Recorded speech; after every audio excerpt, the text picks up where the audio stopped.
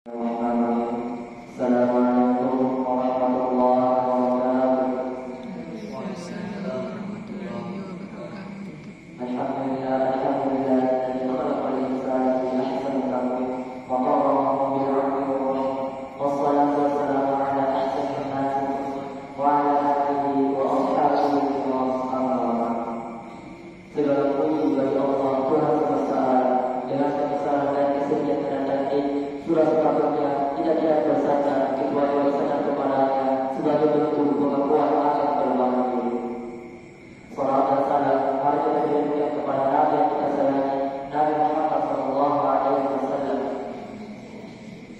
beserta keluarga dan para sahabatnya semua. Pertama-tama saya minta maaf karena saya lupa bahwa sosok saya, karena saya memang fitrah manusia itu lupa dan salah. Jamaah yang dirahmati Allah Subhanahu wa taala, empati memiliki arti perasaan atau kemampuan untuk memahami dan berbagi perasaan dengan orang lain. Namun empati memiliki dimensi yang lebih dalam daripada hanya sekedar kasihan atau simpati. Empati mengajak kita untuk merasakan apa yang dirasakan oleh orang lain, mengerti keadaan mereka dan meresponnya dengan cara yang penuh dan penuh perhatian. Dalam Al-Quran kita sering melihat contoh-contoh tentang empati yang diajarkan oleh Allah dan Rasulnya. Misalnya di dalam firman Allah Subhanahu wa taala yang berbunyi, "A'udzu billahi minasy syaithanir rajim. Laqad ja'akum rasulun min anfusikum 'azizun 'alaihi ma 'anittum harisun 'alaikum bil mu'minina ra'ufur rahim." Yang artinya sungguh benar-benar terkadang kepada seorang rasul dan kaum sendiri berat rasa oleh penderitaan yang kamu alami, sangat menginginkan keimanan dan keselamatan, dan bersikap penyantun dan penyayang terhadap orang-orang muslim. Surah Al-Tawbah ayat 128. Ayat ini menggambarkan bahwa utama empati Rasulullah SAW terhadap umatnya. Beliau merasa sekali umatnya menderita atau berada dalam kesulitan, dan beliau selalu berusaha mencari cara untuk meringankan beban mereka. Jamaah yang memiliki akal dan hati yang bersih. Mengapa empati itu penting? Empati memiliki peran yang sangat besar dalam kehidupan kita, terutama dalam membangun hubungan yang baik antara sesama. Dalam Islam, kita diajarkan untuk saling membantu dan peduli terhadap orang lain, bahkan kepada mereka yang kita tidak kenal. Ini bukan hanya untuk menunjukkan rasa sayang kita, tetapi juga sebagai bagian dari ibadah kita kepada Allah. Allah Subhanahu wa taala berfirman, "A'udzu billahi minasy syaithanir rajim. Ara'aital ladzi yukadzibu bid-din, fadzalikal ladzi yad'ul yatim, wa la yahuddu 'ala ta'amil miskin."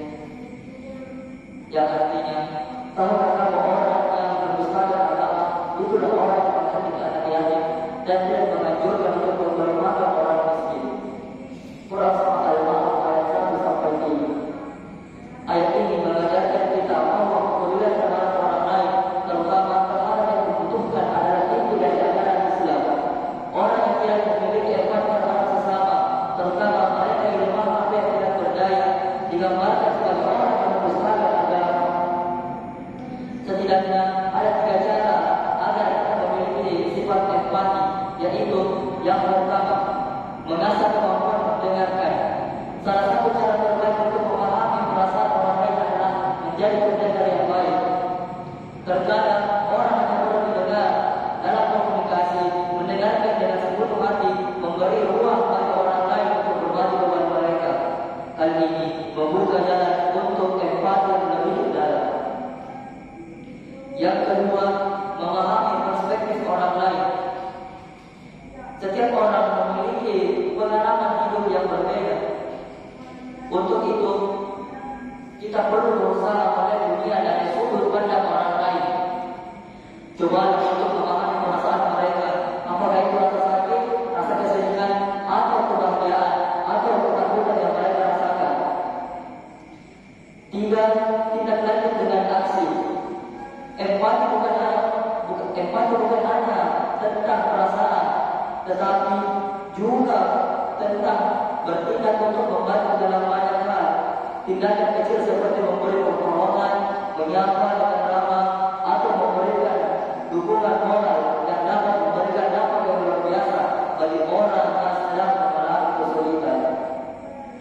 Jamaah subuh yang memiliki akal dan hati yang bersih. Dalam Islam kita diajarkan untuk tidak hanya berfokus pada diri sendiri, tetapi juga untuk memperhatikan kepentingan orang lain. Sebagaimana Rasulullah SAW bersabda dalam hadis, Bismillahirrahmanirrahim, la yu'minu ahadukum hatta yuhibba li akhihi ma yuhibbu li nafsihi. Muttafaqun alaih. Artinya, yang beriman salah satu dari kalian jika dia mencintai saudaranya sebagaimana ia mencintai dirinya sendiri. Muttafaqun alaih. Mari kita berusaha menumbuhkan empati dalam diri kita, baik terhadap keluarga, teman, maupun orang-orang yang kita tidak kenal.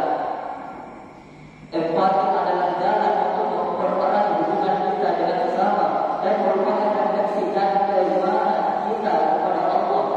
Dengan empati, kita bisa membuat dunia ini menjadi tempat yang lebih baik untuk hidup, saling mendukung dan saling membantu dalam kebaikan. Semoga Allah menjadikan kita semua orang-orang yang berkat terhadap perasaan orang lain dan memberi kita kekuatan untuk berbuat baik kepada sesama.